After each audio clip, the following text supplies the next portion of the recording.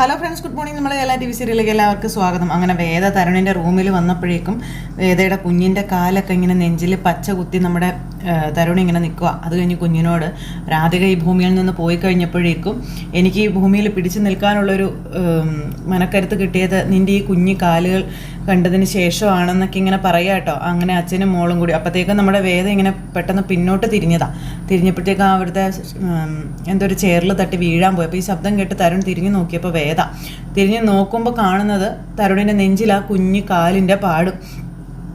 അപ്പോൾ ഇങ്ങനെ അന്തം വിട്ട് നിൽക്കുക. എന്താ എവിടെയെന്ന് ചോദിച്ചു തരുൺ വേദയോട്. അത് പിന്നെ ഒന്നുമില്ല, ഞാൻ കുഞ്ഞിനെ ഉറക്കാൻ എന്ന് പറയുമ്പം അവൾ ഉറങ്ങിയല്ലോ. അപ്പോൾ വേദ ഇങ്ങനെ ആയിക്കോട്ടെ എന്നുള്ള രീതിയിൽ നിൽക്കാം. അപ്പോൾ കഥ കേട്ട് അവൾ കിടന്ന് ഉറങ്ങി എന്ന് തരുൺ പറയാം വേദയോട്. അപ്പോൾ വേദ ഇങ്ങനെ ആ തൊട്ടിലേക്ക് നോക്കുക കേട്ടോ. ഇനി അവൾ ഉറക്കത്തിൽ കാണുന്ന സ്വപ്നങ്ങൾ പറഞ്ഞു കൊടുത്ത കഥയിലെ കഥാപാത്രങ്ങളും സന്ദർഭങ്ങളും ഒക്കെ ആയിരിക്കുമെന്ന് തരുൺ ഇങ്ങനെ പറയാം കേട്ടോ. കഥ കേട്ട് വളരുന്ന കുട്ടികൾ ഒരിക്കലും തെറ്റുകാരായി വളരില്ല എന്നും അത് ശരിയല്ലേ വേദാന്നും ഈ തരുൺ ഇങ്ങനെ വേദയോട് ചോദിക്കട്ടോ. അപ്പോൾ വേദ ഇങ്ങനെ വിഷമിച്ചിങ്ങനെ തല കുനിച്ചിങ്ങനെ നിൽക്കുന്നു. 10ാം ക്ലാസ് വരെ നാട്ടിലായിരുന്നു ഞാൻ പഠിച്ചതൊക്കെ. 7ൽ പഠിക്കുമ്പോൾ കണക്ക് പഠിപ്പിക്കാൻ ഒരു മാഷ് വന്നു. കഥകളിലൂടെ കണക്ക് പഠിപ്പിച്ചിരുന്ന ഒരു മാഷ്. കണക്കിനൊപ്പം കഥകളും കവിതകളും പാട്ടും ഒക്കെ ആയിരുന്നു മാഷിൻ്റെ ക്ലാസ് മുഴുവനും. അപ്പോൾ വേദ കേട്ടോണ്ട് നിൽക്കുക. ഒരു വർഷമേ മാഷിൻ്റെ ക്ലാസ് ഞാൻ അറ്റൻഡ് ചെയ്തോളൂ. അതിനുശേഷം ഞാൻ CBSEയിലേക്ക് മാറിയെന്ന് പറഞ്ഞു. പക്ഷേ ആ മാഷിൻ്റെ ക്ലാസ്സിലെ കഥകളും കവിതകളും അപ്പോൾ എൻ്റെ ജീവിതത്തിൽ മുഴുവനും മറക്കാതെ കൂടെ തന്നെ ഞാൻ കൊണ്ടുവന്നു എന്ന് തരുൺ പറയാം. ഒരു സുധാകരൻ മാഷ്. അപ്പോഴത്തേക്ക് നമ്മുടെ വേദം ഇങ്ങനെ നോക്കുക കേട്ടോ. സുധാകരൻ മാഷ് എന്ന് കേട്ടപ്പം അച്ഛനെ പറ്റി ആയിരിക്കും എന്നുള്ള ഇത്. അപ്പോൾ വേദം ഇങ്ങനെ അന്തം വിട്ട് നോക്കുന്നു.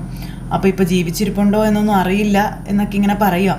ആ കാലത്തിന് ശേഷം പിന്നെ ഞാൻ മാഷിനെ കണ്ടിട്ടേ ഇല്ല എന്ന് പറയുകയാണ്. അപ്പോഴും വേദം ഇങ്ങനെ അന്തം വിട്ട് നോക്കി നിൽക്കുക. അപ്പോൾ നമ്മുടെ തരുൺ കഥകളൊക്കെ പറഞ്ഞു. അപ്പോൾ ഒരു സാറാണ്, ശരിക്കും ചെറുപ്പത്തിൽ പഠിപ്പിക്കുന്ന ഒരു സാറാണ് കുട്ടിയുടെ ഭാവി നിശ്ചയിക്കുന്നത്. അക്കാര്യത്തിൽ ജീവിതത്തിലുണ്ടാകുന്ന പോറലുകളാണ് ഭാവിയെ മാറ്റി തന്നെ മറിക്കുന്നതെന്ന കാര്യവും തരുൺ പറയുകയാണ്. അപ്പോൾ അങ്ങനെ നമ്മുടെ തരുൺ കഥകളൊക്കെ ഒരുപാട് പറയുന്നു. എൻ്റെ കുഞ്ഞിക്ക് അവൾക്ക് കിട്ടാവുന്ന ഏറ്റവും നല്ല കുട്ടിക്കാലം കൊടുക്കണമെന്നുള്ളൊരു പ്രാർത്ഥന മാത്രമേ എനിക്കുള്ളൂ എന്നും പറഞ്ഞു. ഒരു കുഞ്ഞു പോറൽ പോലും അവളുടെ മനസ്സിൽ വീഴാൻ പാടില്ല എന്നും. തെറ്റായ എല്ലാ കാഴ്ചകളിൽ നിന്നും എനിക്ക് അവളെ മറച്ചു പിടിക്കണമെന്നൊക്കെ തരുൺ ഇങ്ങനെ പറയാണ്. പണ്ട് സ്കൂൾ അസംബ്ലിയിൽ ഒരു പ്രാർത്ഥന ചൊല്ലുമായിരുന്നു. ദൈവമേ കൈതൊഴാം കേൾക്കുമാറാകണേ. അപ്പം ഇതൊക്കെ വേദ കേട്ടിങ്ങനെ നിൽക്കുമ്പോൾ ഓർമ്മയുണ്ടോ അതെന്ന് ചോദിച്ചു. അപ്പോൾ ഉണ്ടെന്ന് പറഞ്ഞു. അതിൽ ചില വരികളുണ്ട്. നല്ല കാര്യങ്ങളിൽ പ്രേമം ഉണ്ടാകണം, നല്ല വാക്കോതുവാൻ ത്രാണി ഉണ്ടാവണം, കൃത്യങ്ങൾ ചെയ്യുവാൻ ശ്രദ്ധയുണ്ടാവണം, സത്യം പറഞ്ഞിടാൻ ശക്തി ഉണ്ടാവണം. അപ്പം ഇതൊക്കെ കേട്ട് വേദ ഇങ്ങനെ നിൽക്കുന്നു. പറയാൻ വന്ന വേദ ഇതെല്ലാം മറന്നുപോയി. ആ സമയത്ത് വേദ എൻ്റെ മോൾക്ക് വേണ്ടി ചെയ്യുന്ന ഈ ഒരു ത്യാഗത്തിന് എങ്ങനെ നന്ദി പറയണമെന്നൊന്നും എനിക്കറിയില്ല എന്ന് തരുൺ വേദയോട് പറയുക കേട്ടോ. എങ്കിലതെന്നും മനസ്സിലുണ്ടാകുമെന്നും മറക്കില്ലെന്നും പറയുകയാണേ.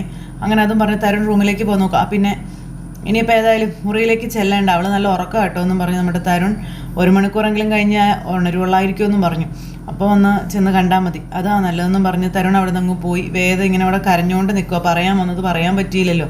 പിന്നെ തരുൺ പറഞ്ഞ കാര്യങ്ങളൊക്കെ ആലോചിച്ച് വേദ അവിടെ ഇരിക്കുമ്പോൾ അമ്മ അങ്ങോട്ടേക്ക് വന്നു. മോൾ അവനോട് പറഞ്ഞു എന്നും ചോദിച്ചു. ഇല്ല അമ്മേ, പറഞ്ഞില്ല എന്ന് പറഞ്ഞു. അതെന്താ? ആരോടും മിണ്ടാതെ അപ്പോൾ ദിവസങ്ങളോളം അവൻ ഒറ്റയ്ക്കിരിക്കും. രാധിക വരുന്നതിന് മുൻപ് അവൻ്റെ ഈ 2 അവസ്ഥകളും അമ്മ കണ്ടിട്ടുണ്ട് എന്ന് പറയാട്ടോ. കുഞ്ഞുമോളുടെ കാര്യം അവൻ അറിയുമ്പോൾ എന്തായിരിക്കും സംഭവിക്കുക എന്നുള്ളൊരു പേടിയായിരുന്നു എനിക്കെന്ന് അമ്മ പറയാം. ഭയന്നു വിറച്ച ഞാൻ അവൻ്റെ മുറിയിലോട്ട് പോയത് എന്ന കാര്യം അമ്മ പറയുകയാണേ. ഇപ്പോഴും വേദയൊന്നും മിണ്ടാതെ ഇങ്ങനെ ഇരിക്കുക. പക്ഷെ അവരൊന്നും സംഭവിക്കാത്തതുപോലെ കുഞ്ഞിനെ നോക്കി അവിടെ ഇരിപ്പുണ്ടല്ലോ. വേദ അന്നേരം കരയാം. മോൾ എന്താ അവനോട് പറഞ്ഞത്? എന്താ പറഞ്ഞേ? അപ്പോൾ വേദ ഞാൻ പറഞ്ഞില്ല അമ്മയെന്ന് പറഞ്ഞു. എനിക്കത് പറയാൻ പറ്റിയില്ല എന്ന് ഭയങ്കര കരച്ചിൽ. മോളെ എന്നും പറഞ്ഞ് അമ്മ വന്നിരിക്കാം. സ്വന്തം കുഞ്ഞാണെന്നും പറഞ്ഞ് നെഞ്ചിലാണ് പച്ച കുത്തി വെച്ചിരിക്കുന്നതെന്നൊക്കെ വേദ ഇങ്ങനെ പറഞ്ഞ് കരയുക. അപ്പോൾ കൂട്ടത്തിൽ അവൾ എങ്ങനെ വളരണം, അപ്പോൾ എങ്ങനെ ജീവിക്കണം എന്നുള്ള സ്വപ്നങ്ങൾ പോലും മനുഷ്യനുണ്ടമ്മ എന്ന് പറഞ്ഞു. ഒന്നും പറയാൻ എനിക്ക് തോന്നിയില്ല എന്ന് വേദ അമ്മയോട് പറയാം. അങ്ങനെ വേദ ഇരുന്ന് ഭയങ്കര കരച്ചിൽ. അപ്പോഴത്തേക്ക് ആ അമ്മ ഇങ്ങനെ വേദയെ ചേർത്ത് പിടിക്കാം കേട്ടോ. നമുക്ക് പറയാം മോളെ, നീ ധൈര്യമായിട്ടിരിക്കാം, അല്പം കൂടി കാത്തിരിക്കാം. എന്നിട്ട് നമുക്കത് പറയാമെന്ന് പറഞ്ഞു. അങ്ങനെ അമ്മയും വേദയും കൂടി ആ തീരുമാനം എടുക്കുന്നു. ഇത് കഴിഞ്ഞതിന് ശേഷം പിന്നെ ഈ 2 ഗുണ്ടകളും കൂടി അവിടെ ഹോസ്പിറ്റലിൽ വരിക. ഹോസ്പിറ്റലിൽ വന്നിട്ട് ഇവന്മാർ തപ്പി നടക്കുകയാണ്. ആ സമയം കൊണ്ട് കുഞ്ഞിനെയും കൊണ്ട് ചെക്കപ്പിന് വേദയും അമ്മയും വന്നിട്ടുണ്ടായിരുന്നു. അങ്ങനെ കുഞ്ഞിനെയും കൊണ്ട് ചെക്കപ്പിന് വന്നു. ഈ സമയം ഡോക്ടർ ഇവരോട് കാര്യങ്ങളൊക്കെ ചോദിക്കുക. അപ്പം നടക്കുന്ന കാര്യങ്ങളെല്ലാം ഇവർ ഡോക്ടറോട് പറയണം. കാര്യങ്ങൾ കുറച്ചുകൂടി കോംപ്ലിക്കേറ്റഡ് ആവില്ലേ എന്ന് ചോദിച്ചു. അപ്പോൾ എനിക്കത് മനസ്സിലാവുന്നുണ്ട് ഡോക്ടർ. അപ്പം നെഞ്ചിൽ കുഞ്ഞിൻ്റെ കാലടി പച്ച കുത്തിയെന്നൊക്കെ പറയുമ്പോൾ അത് എന്ത് ചെയ്യും, അത്രത്തോളം ഈ കുഞ്ഞിനെ സ്നേഹിക്കുകയാണെന്നൊക്കെ ഡോക്ടർ പറഞ്ഞു. കുഞ്ഞിനെ അതുപോലെ അദ്ദേഹം സ്നേഹിക്കുമ്പോഴും എനിക്കൊരു പിടിയും കിട്ടാതെ നിൽക്കുകയെന്ന് പറഞ്ഞു. അപ്പോൾ ഇതിങ്ങനെ വെച്ചുകൊണ്ടിരുന്നാൽ ശരിയാവില്ല വേദ എന്നൊക്കെ പറയാം. അങ്ങനെ നമ്മുടെ വേദയോട് ഡോക്ടർ കാര്യങ്ങൾ പറയുവാണ്. തരുണിന് ഇനിയും ഒരു ഇങ്ങനെ കബളിപ്പിക്കരുതെന്ന് പറഞ്ഞു. ഈ ഒരു സത്യം അറിഞ്ഞു കഴിയുമ്പോൾ തരുൺ കുറച്ച് ഡൗൺ ആയി പോയാലും ഒരു സൈക്കോളജിസ്റ്റ് വഴി നമുക്കത് ഓക്കെ ആക്കി എടുക്കാവുന്നതേ ഉള്ളൂ എന്ന് പറഞ്ഞു. എങ്ങനെയെങ്കിലും കാര്യങ്ങളൊന്ന് ഡീലാക്കണമെന്ന് പറഞ്ഞു. അപ്പോൾ തരുൺ വന്നില്ലേന്ന് ചോദിച്ചു. വന്നിട്ടുണ്ട്, പുറത്തുണ്ടെന്ന് പറഞ്ഞു. ഒഫീഷ്യലായിട്ട് കുറേ ഫോൺ കോൾസും കാര്യങ്ങളൊക്കെ ചെയ്യാനുണ്ടെന്ന് പറഞ്ഞെന്ന് പറഞ്ഞു. ശരി എന്നാൽ അങ്ങനെ മെഡിസിൻസും കാര്യങ്ങളെല്ലാം എഴുതി കൊടുത്ത് നമ്മുടെ ഡോക്ടർ ഇവരെ പറഞ്ഞു വിട്ടു. അങ്ങനെ അവർ 2 പേരും കൂടി ഇങ്ങോട്ടേക്ക് ഇറങ്ങിയപ്പോഴത്തേക്കും സ്റ്റക്കായതുപോലെ നമ്മുടെ വേദ അവിടെ നിന്നു. നോക്കുമ്പോൾ അവന്മാർ 2 പേര് അവിടെ നിൽക്കും. അപ്പോൾ വേദ ചോദിച്ചു, വേദയുടെ നിപ്പ് കണ്ടപ്പോൾ അമ്മ ചോദിച്ചു, എന്ത് പറ്റി മോളെ, എന്താ നീ ഇങ്ങനെ പേടിച്ച് നിൽക്കണേ, എന്താ? അപ്പോൾ അമ്മയെ കാണിച്ചു കൊടുക്കുക. ദേ ആ പെണ്ണിനെ നോക്കിയെന്ന് പറഞ്ഞിട്ട് അവന്മാർ 2 പേരും കൂടി ഇങ്ങനെ അടിക്കുക. അപ്പോൾ വേദയോട് അമ്മ വേഗം കുഞ്ഞിനെ കൊണ്ടുപോകാൻ പറഞ്ഞു. അങ്ങനെ വേദ അവിടെ നിന്ന് അങ്ങ് മാറി. ഈ സമയത്ത് അമ്മ കുഞ്ഞുമായിട്ട് അങ്ങോട്ടേക്ക് പോവുക. അപ്പോൾ അമ്മ ആ കുഞ്ഞുമായിട്ട് അങ്ങ് പോയി കഴിഞ്ഞപ്പോഴത്തേക്കും ഇവന്മാർ 2 പേരും കൂടി ഇങ്ങനെ നോക്കി നിൽക്കട്ടെ. അപ്പോൾ വേദ ഒന്നും അല്ലാത്തതുപോലെ തലയിൽ ഇതുകൂട്ടൊക്കെ മറിച്ച് പിന്നാലെ പോകുന്നു. അപ്പോൾ ഇവന്മാർ വേദയെ കണ്ടല്ലോ. ഇവന്മാർ എന്നിട്ട് വേദയുടെ പിന്നാലെ ചെല്ലുവാണേ. വേദയുടെ പിന്നാലെ ഇവന്മാർ പോകുക. വേദയാണെന്നുണ്ടെങ്കിൽ ഇവന്മാരെ കണ്ടിട്ട് ഓടുവാണ്. ഓടി ഇവന്മാരുടെ ഫ്രണ്ടിലെ ചെന്ന് പെട്ടത്. അന്നേരം ഇവന്മാർ 2 അപ്പുറവും ഇപ്പുറവും വന്ന് നമ്മുടെ വേദയെ ഇങ്ങനെ തടഞ്ഞു. അപ്പോഴത്തേക്ക് ആ നേഴ്സ് അവിടെ നിൽക്കുക.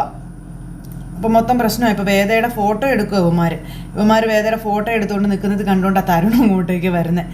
തരുൺ വന്ന് ഇവന്മാരെ 2നെയും കൂടെ അവിടെ ഇട്ട് അട്ടിച്ച് അവന്മാരുടെ ഇടപാട് തീർത്ത് വിട്ടു. അങ്ങനെ ആ ഒരു ഇതാണ് നമ്മുടെ തരുണിന് പെട്ടെന്ന് ഇതിലേക്ക് വന്നത്. അതായത് അന്ന് തരുൺ ആ ഒരു മാളിൽ വെച്ച് ഗുണ്ടകളെ കൈകാര്യം ചെയ്യുന്നത് കണ്ട് രാധിക നമ്മുടെ കുഴഞ്ഞു വീണിരുന്നു. ആ ഒരു ഇതാണ് നമ്മുടെ തരുണിൻ്റെ മനസ്സിലേക്ക് പെട്ടെന്ന് വന്നത്. അവന്മാരെ 2 പേരെയും കൂടെ അവിടെ ഇട്ട്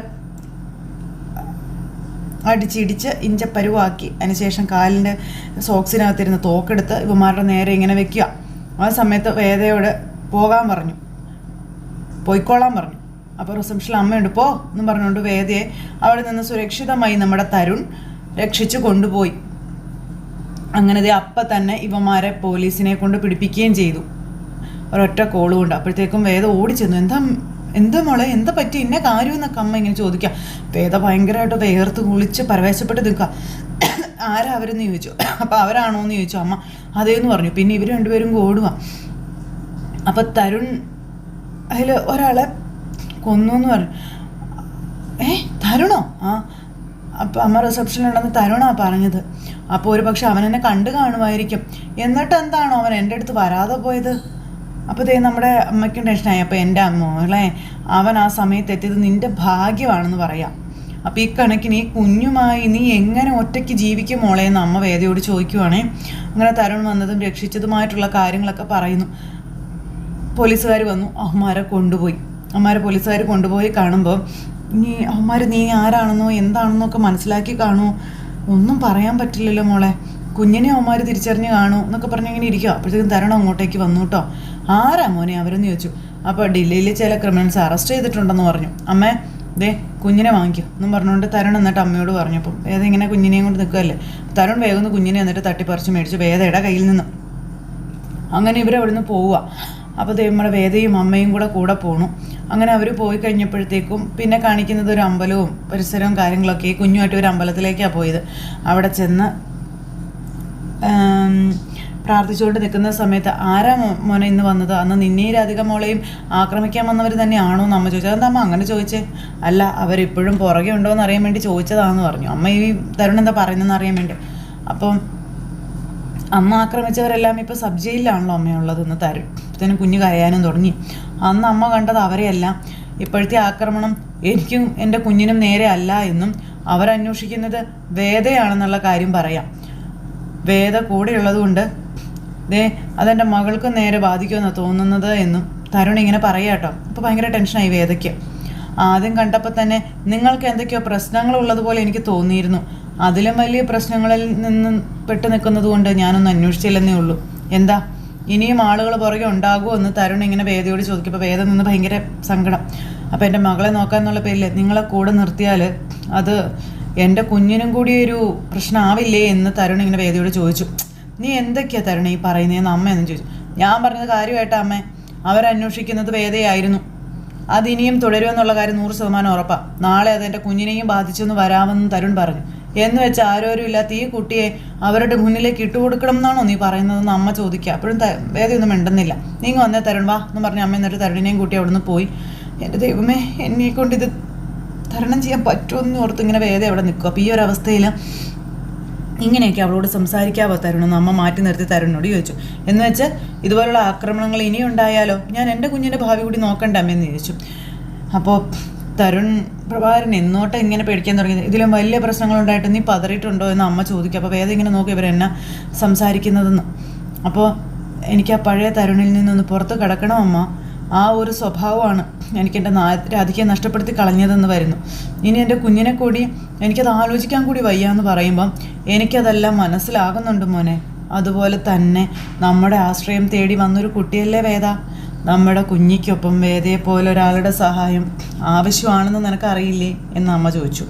അങ്ങനെ ചോദിച്ചപ്പം ഇങ്ങനെ നോക്കുക, കുറച്ച് കാലം അവളെ സംരക്ഷിച്ച് നിർത്താൻ നിനക്ക് സാധിച്ചാൽ അത് നമ്മുടെ കുഞ്ഞിനും ഒരു സഹായം ആവില്ലേ മോനെ എന്ന് അമ്മ ചോദിക്കുക. നമ്മുടെ കൂടെയാണ് അവളെങ്കിൽ അവളെ തേടി ഇനി ആരും വരാൻ പോകുന്നില്ല.